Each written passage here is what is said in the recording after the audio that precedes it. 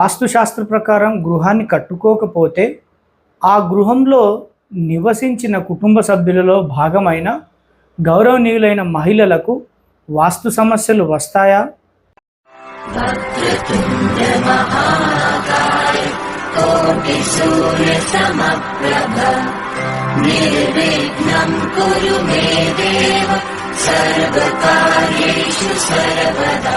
గౌరవనీయులైన ప్రజలందరికీ నమస్కారం.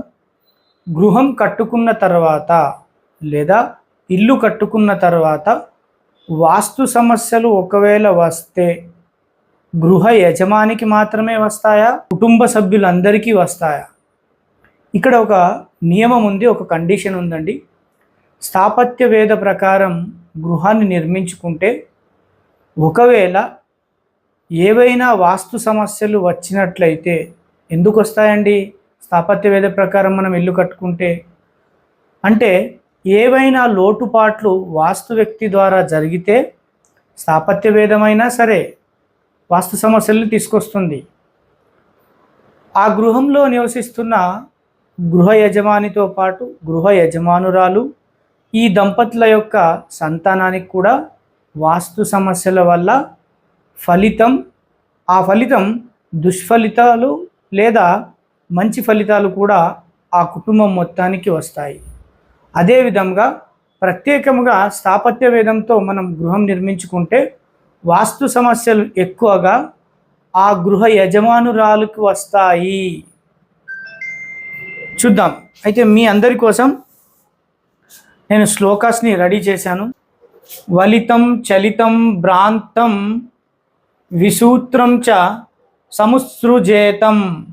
ఇక్కడ ఈ వాక్యం ఏం చెప్తుందంటే, మీరు ఏ వాస్తుశాస్త్ర ప్రకారమైన గృహాన్ని నిర్మించుకోండి.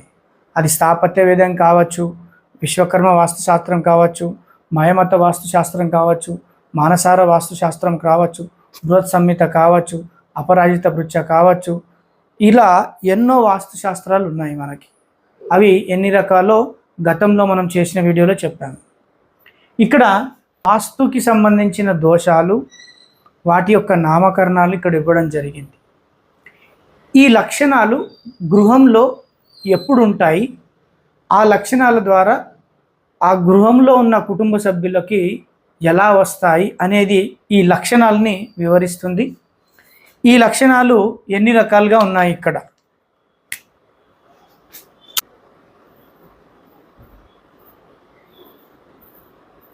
చతుర్విధాని దుష్ట గృహ లక్షణం.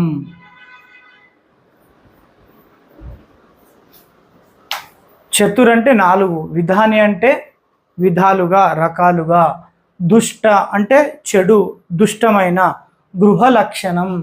చతుర్విధాని దుష్ట గృహ లక్షణం. ఇక్కడ ఏవైతే లక్షణాలు, వాటి యొక్క ఫలితాలు ఇక్కడ చెప్పడం జరిగిందో, ఈ లక్షణాలతో మీరు ఒకవేళ గృహాన్ని కట్టుకుంటే ఆ గృహానికి పేరు దుష్ట గృహము.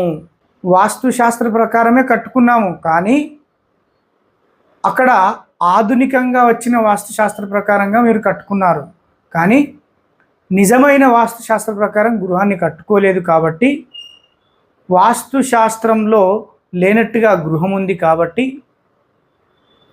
దానిని దుష్ట గృహము అంటారు. మరి దాని యొక్క లక్షణాలు ఇక్కడ ఇవ్వడం జరిగింది, చూద్దాము. వలితం చలితం భ్రాంతం విసూత్రం చ సముసృజేతం యత్ శ్యాముఖ వినిష్కాంతం వలితం తత్ ప్రకీర్తితం. చూడండి ఎంత చక్కగా వివరించింది. ఇక్కడ మొదటి లక్షణం గురించి నేను మీకు చాలా చక్కగా వివరిస్తాను. ఇలాంటి లక్షణాన్ని ఎవరు కూడా ఆ విధంగా కట్టుకోరు. వలితం లక్షణం అంటే అది ఒక వాస్తు దోషం. ఎవరిదైతే స్థలం ఉందో, ఏదైతే ప్లాట్ ఉందో, ఆ ప్లాటు ఏ విధంగా ఉంటే వలిత లక్షణం అంటారు అంటే, ఉదాహరణకి మీరు నార్త్ ఫేసింగ్ రోడ్డు ఉంది, నార్త్ ఫేసింగ్ మెయిన్ డోర్ పెట్టుకున్నారు అనుకుందాం.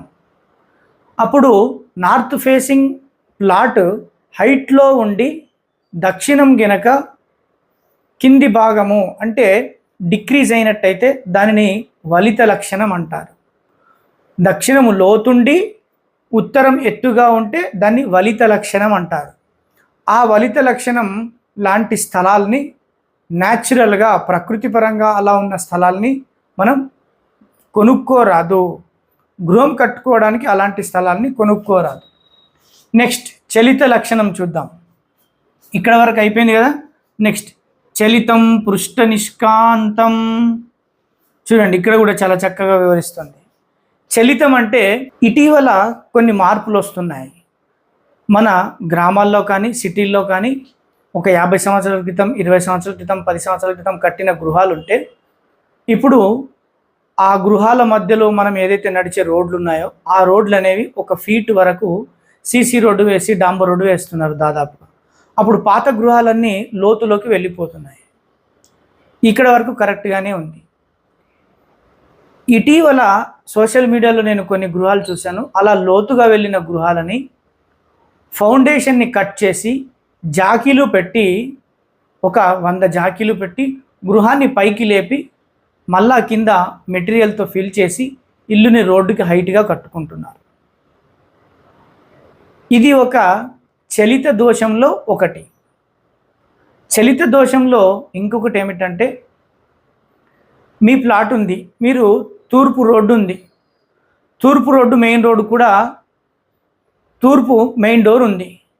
ఇక్కడ చూడండి, మీ గృహానికి పడమరలో ఉన్న స్థలం ఏదైతే ప్లాట్ 30/60 ఇటీవల ఎక్కువగా కనబడుతున్నాయి. 50/60 ఇలా డూప్లెక్స్లు కట్టుకోవడానికి ఉంటున్నాయి.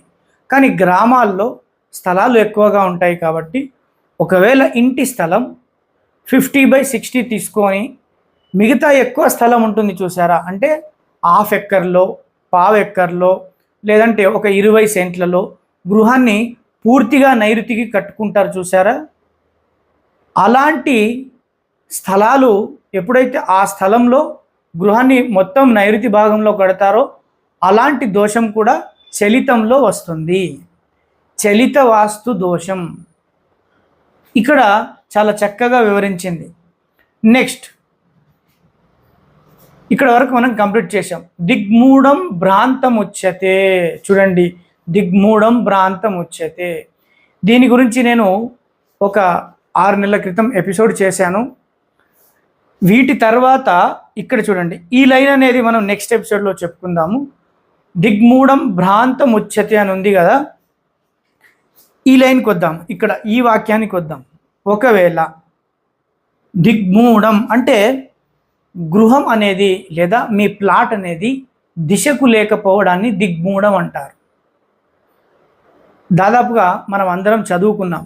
ఇప్పట్లో పిల్లలందరూ డిగ్రీలు, పీజీలు, పిహెచ్డీలు చేస్తున్నారు. దాని బియాండ్ కూడా చదువుతున్నారు.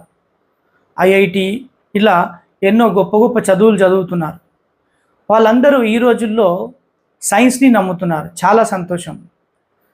కానీ అదే సైన్స్ ప్రకారంగా 90 డిగ్రీస్, 270, 180, 360 డిగ్రీస్ వాళ్ళు గృహం కట్టుకునేటప్పుడు దీని గురించి పాటించడం లేదు. ప్లాట్లే దొరకడం లేదు, ఈ డిగ్రీలన్నీ ఎందుకని ఎందరో అంటున్నారు. కనీసం వాళ్ళు చదువుకున్న చదువు కన్నా గౌరవం ఇవ్వాలి. 90 డిగ్రీస్ అంటే ఈస్ట్, చదువుకున్న చదువే చెప్తుంది. సో ఇక్కడ అదే వాస్తుశాస్త్రం కొన్ని వేల సంవత్సరాల క్రితం చెప్పింది. దిగ్మూఢం, దిక్కుకు లేకపోవడం అనేది. మరి దిక్కు అంటే స్పిరిచువల్గా తూర్పు దిశ. మరి దాన్ని అంకెల రూపంలో చెప్పాలంటే 90 డిగ్రీస్ రూపంలో. మరి అక్కడ భ్రాంతం ఉచ్యతే, ఏదైతే లక్షణం వస్తుందో, ఏదైతే దోషం వస్తుందో దాని యొక్క వర్గం యొక్క పేరేమిటి? భ్రాంతం ఉచ్యతే. ఇక్కడ చూద్దాం. మరి ఈ దిగ్మూఢం ఎన్ని రకాలుగా ఉంటుంది? 8 రకాలుగా ఉంటుంది. దాంట్లో 4 రకాలు అనేవి దాదాపుగా ఇటీవల కాలంలో ఎక్కువగా దాన్ని మనం పాటిస్తున్నాం. మిగతా 4 రకాలు పాటించడం లేదు. మరి 8 రకాలు ఏమిటంటే 4 దిశలు, 4 విదిశలు. దిశకు గృహం లేకపోవడం దిగ్మూఢం. మరి దిశకే ఉండవు ఇప్పుడు ప్లాట్లు. 90 డిగ్రీస్కి ఉండదండి, 70 డిగ్రీస్కి ఉంటుంది, మరియు 100 డిగ్రీస్కి ఉంటుంది, 110 డిగ్రీస్కి ఉంటుంది, 130 డిగ్రీస్కి ఉంటుంది. నార్త్ 0 డిగ్రీస్కి ఉండవండి, 320 డిగ్రీస్కి ఉంటుంది, 310 డిగ్రీస్కి ఉంటుంది.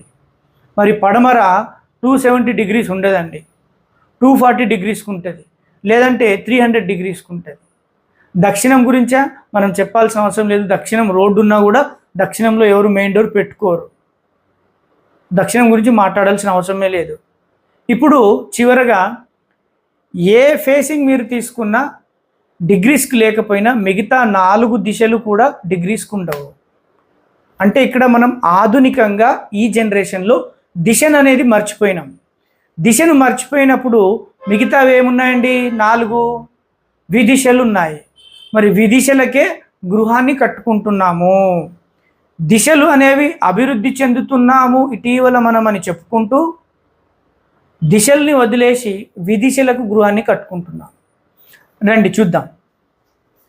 మరి ఇక్కడ చూడండి, వేల సంవత్సరాల క్రితమే వాస్తుశాస్త్రం ఏమని చెప్తుంది? పూర్వ పశ్చిమ దిగ్మూఢం వాస్తు స్త్రీనాశకృత భవేత్. చూడండి ఎంత చక్కగా వివరించింది, కొన్ని వేల సంవత్సరాల క్రితమే. కానీ మనం దాన్ని పట్టించుకోము, అది పక్కన పెట్టుకుందాం. ఒకవేళ మీరు ఈస్ట్ మెయిన్ రోడ్ ఉంది, ఈస్ట్ మెయిన్ డోర్ ఉంది, ఇది 90 డిగ్రీస్కి లేకుండా 80 డిగ్రీస్కి ఉందనుకుందాం, 70 డిగ్రీస్కి ఉందనుకుందాం, అదేవిధంగా 60 డిగ్రీస్కి ఉందనుకుందాం, 50 డిగ్రీస్కి ఉందనుకుందాం. దీనిని ఇటీవల గొప్పగా దాన్ని ప్రచారం చేశారు, ఇషప్రాచి అని. కాదండి, ఇషప్రాచి ఎంతవరకు ఉంటుంది? 90 డిగ్రీస్ నుండి జస్ట్ 3 డిగ్రీస్కి మాత్రమే, అంటే 86, 87, 88 ఇంతవరకే ఇషప్రాచి. అంతేగాని 85 నుండి అటు ఎంతవరకు వెళ్ళినా అది ఇషప్రాచి కాదు. ఇప్పుడు 90 డిగ్రీస్ నుండి ఆగ్నేయ ప్రాచికి వద్దాం, ఆగ్నేయం వైపు వద్దాము. 90, 95, 100, 110, 110, 115, 120, 130, 130కి ఇలా ఇప్పట్లో ప్లాట్లు ఎక్కువగా దొరుకుతున్నాయి. ఇది ఆగ్నేయ ప్రాచి. ఇక్కడ చూద్దాము, చిన్న సింపుల్ ఉదాహరణ, మీ అందరికీ తెలుసు, తెలియదని కాదు. మనం చేసే పనిని బట్టి ఒక పూటకి మన కడుపులో ఎంత ఆహారం పడుతుంది సాధారణంగా అనేది అంతవరకే తింటాము. తక్కువ తిన్నా కూడా కష్టమే, ఎక్కువ తిన్నా కూడా, పరిమితికి మించి ఎక్కువగా తిన్నా కూడా కష్టమే. ఈ ఉదాహరణ మీ అందరికీ తెలుసు. అదేవిధంగా ఇషప్రాచి అని చెప్పి 80 డిగ్రీలు 70 డిగ్రీలు ఇషప్రాచి అంటే అభివృద్ధి బాగా జరుగుతుంది, ఈశాన్యం పెంచిన ప్లాట్ తీసుకుందామని అనుకుంటున్నారు. ఇటీవల ఇదే ఒక స్ప్రెడ్ అయిపోయిందండి. నేను ఇంతకుముందు ఉదాహరణ చెప్పాను కదా, ఆ విధంగా చూడండి. ఒకవేళ పూర్వ పశ్చిమ ఈస్ట్ ఫేసింగ్ 90 డిగ్రీస్ లేకపోయినా, అదేవిధంగా వెస్ట్ ఫేసింగ్ పడమరలో రోడ్డు ఉండి పడమరలో మెయిన్ డోర్ పెట్టుకున్న గృహాలు కూడా పూర్వ పశ్చిమ దిగ్మూఢం, తూర్పు మరియు పడమర ఏవైతే గృహాలు ఉన్నాయో అవి కూడా దిశకు లేకపోతే అప్పుడు దిగ్మూఢం ఏర్పడుతుంది. మరి అలాంటి దిగ్మూఢంలో కట్టిన గృహంని వాస్తు అంటారు. చూడండి, దిగ్మూఢం వాస్తు స్త్రీనాశ కృత భవేత్, స్త్రీ నాశనం జరుగుతుంది. ఆ గృహంలో నివసించే స్త్రీలకు వాస్తు సమస్యలు వస్తాయి. చాలా చక్కగా కొన్ని వేల సంవత్సరాల క్రితమే వాస్తుశాస్త్రం అనేది చెప్పింది. కానీ దాని గురించి మనం పట్టించుకోము. కారణం ఏందనంటే ఎన్నో కారణాలు ఉన్నాయి, ఒకటే కారణం అని చెప్పలేము. ఒకవేళ మనం ఇప్పుడు ఈస్ట్ తెలుసుకున్నాము, వెస్ట్ తెలుసుకున్నాము, మరి అదేవిధంగా ఉత్తరం అనే దిశ ఉంది, దక్షిణం అనే దిశ ఉంది. మరి ఉత్తరంలో ఉద్దిగ్మూఢం న నిష్పంతి యాతి సర్వం చ నాశయేత్. చూడండి, చాలా చక్కగా వివరించింది శ్లోకం. ఒకవేళ ఉత్తరం 0 డిగ్రీస్ లేకపోతే 340 డిగ్రీస్, 320 డిగ్రీస్, 310 డిగ్రీస్, 300 డిగ్రీస్ ఉంటే అది దిగ్మూఢం, దిశకు లేకపోవడం. ఇది ఒకవైపు. అదేవిధంగా 360 అయిపోయిన తర్వాత 0 వస్తుంది. 0 నుంచి 1, 2, 5, 6, 10 ఇట్లా 25 ఇలా ప్లాట్ ఉన్నా కూడా, ఉత్తర ఈశాన్యానికి తిరిగిన ప్లాట్ ఉన్నా కూడా అది దిగ్మూఢమే. ఇలా ఉంటే ఏం జరుగుతుంది? ఆ గృహంలో సర్వం చ నాశయేత్. ఏం జరుగుతుంది? నిష్పంతి. ఆ గృహంలో ఉన్న గృహ యజమానురాలు లేదా గృహ యజమాని ఏదైనా పనిని స్టార్ట్ చేస్తే ఉత్తరంలో, అంటే ఉత్తరం దిశకు లేని గృహం లేదా దిశకు లేని స్థలంలో గృహం నిర్మించుకుంటే ఆ గృహ దంపతులలో స్త్రీకి ఎక్కువగా ఏదైతే ఆ గౌరవనీయులైన స్త్రీ ఏదైనా పని మొదలు పెట్టాలనుకుంటే ఆ పని వాళ్ళు అనుకున్న అంత తొందరగా ఆ పని కాదు. గృహ యజమానికి కూడా ఏదైనా పని స్టార్ట్ చేయాలనుకున్నా పని చేస్తే అది మధ్యలో ఆగిపోవడం ఇలాంటివి జరుగుతాయన్నట్టు. పనులు తొందరగా పూర్తి కావు. నెక్స్ట్ ఉత్తరంలో ఇలాంటి సమస్య వస్తుంది. నెక్స్ట్ యత్తు దక్షిణ దిగ్మూఢం జాయతే మరణాయ తత్. చూడండి, ఇప్పుడైతే దక్షిణంలో మెయిన్ డోర్ పెట్టుకొని దక్షిణం రోడ్డుకి ఉన్నవారు మనం వెతికితే ఎక్కడ కూడా దొరకరు.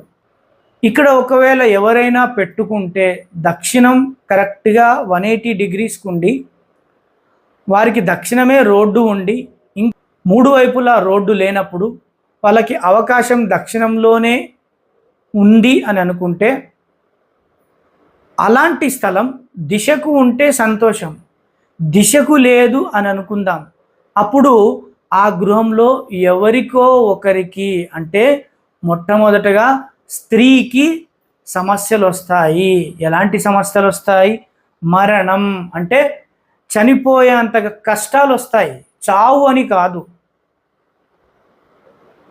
చనిపోయే అన్ని కష్టాలు వస్తాయి ఆ గృహంలో స్త్రీకి మరియు ఆ స్త్రీ యొక్క భర్తకి, ఆ కుటుంబ సభ్యులందరికీ, టోటల్గా కుటుంబ సభ్యులకి.